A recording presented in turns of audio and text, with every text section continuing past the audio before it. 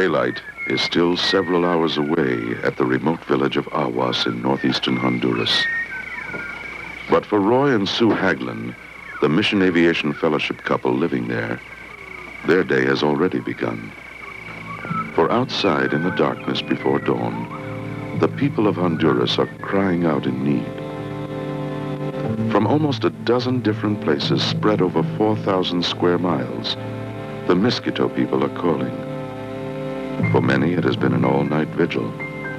For others, their task began days before as they carried their sick and injured through swamp and jungle, drawn like a magnet to their only source of communication with the outside world, the local village radio. And now the damp morning mist is filled with pleas for help. A man with snakebite in Nocotales, a little girl with malaria in Cocobilla, an old woman with tuberculosis in Puerto Lempira. Can the plane bring medicine to Palacio? A doctor to Wampasirpi? The faceless sound of voices heard against a background of static is a poor reflection of the pain and suffering that lies on the other end. But pain and suffering are not new to Roy and Sue Haglin or to the other inhabitants of Ahuas. For almost 50 years now, local Christians and their American brothers have labored together for the gospel in this region. For most of these years, missionaries have operated a medical clinic here to help meet the physical needs of the people. And based near the clinic, a local church has been established to help with their spiritual needs as well. Then in 1968, Mission Aviation Fellowship responded to the request for a plane and a pilot to help serve the people of the area.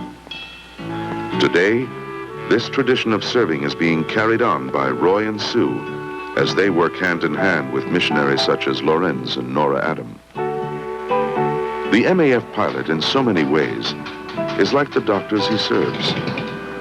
His ministry is that of touching. His skill is one of tough, demanding precision. And every moment of every day, the lives of others rest in his hands. It is an awesome responsibility.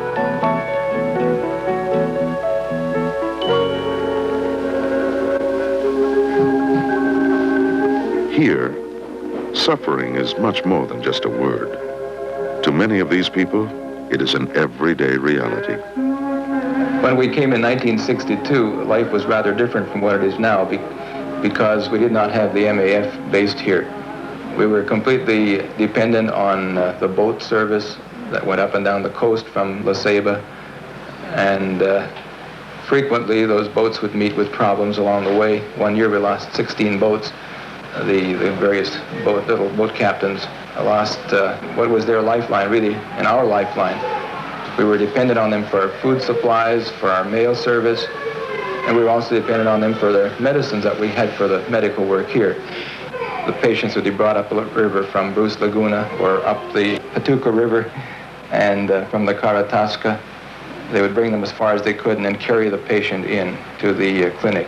And that made a very long trip for some of those people who were so very sick. But MAF came here in 1968. Since then, life has been quite different. People know that they can get help in a hurry when they need it. Speed becomes very important when it is your child you're carrying in your arms.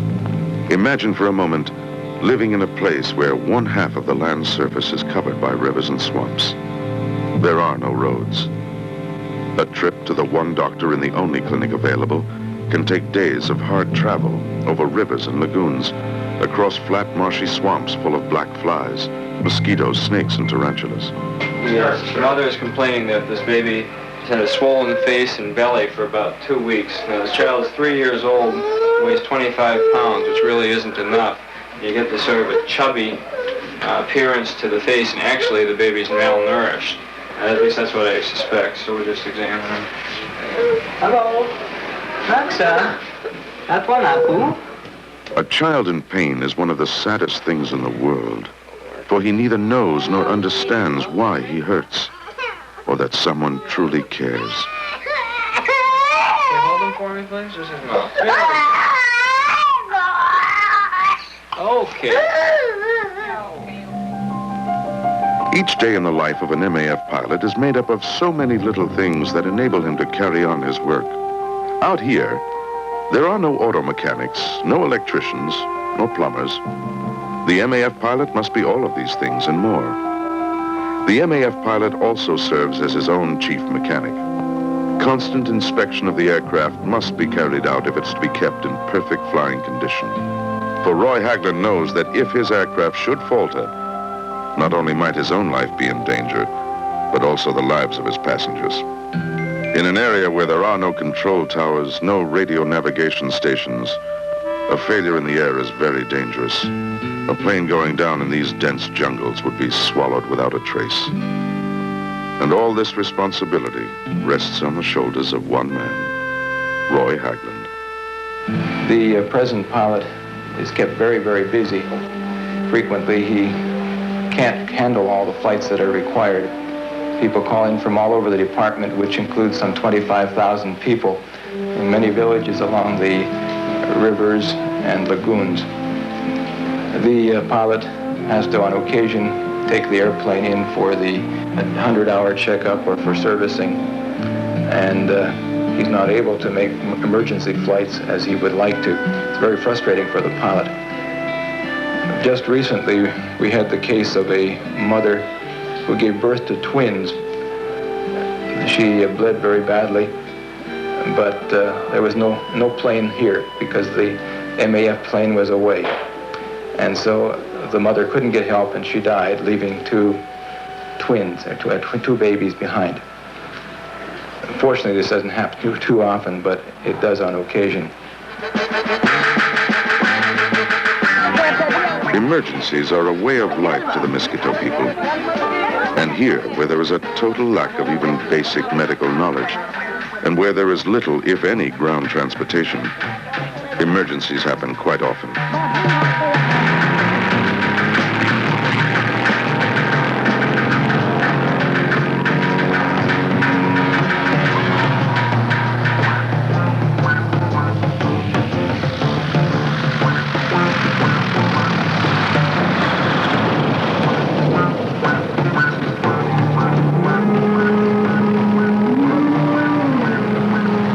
From the MAF pilot's wife, Sue Haglund, I learned that a patient would be brought in from Warunta. When we have an emergency case like this and the patient is not able to walk, the plane brings the patient up close to the clinic, and we meet the plane with the stretcher. And within just a minute or so, we were able to put her into the operating room. The doctor and nurses were, of course, ready, and we began examining her and giving her medication. It became obvious that she had had a stillborn child delivered the evening before in the village and was not able to deliver the placenta.